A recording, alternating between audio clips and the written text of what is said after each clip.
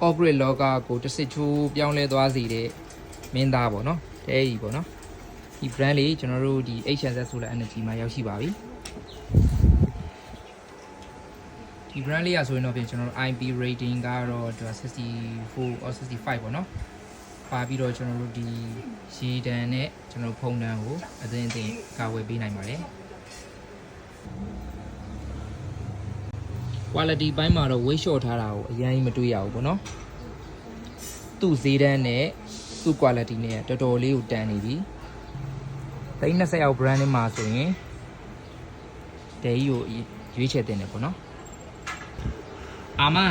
မခံအားဖြင့်လေ9နှစ်ပေးထားဖြစ်တဲ့အတွက်ကြောင့်မလို့ကျွန်တော်တို့စိတ်အေးချမ်းသာစွာနဲ့အသုံးပြုနိုင်ပါတယ်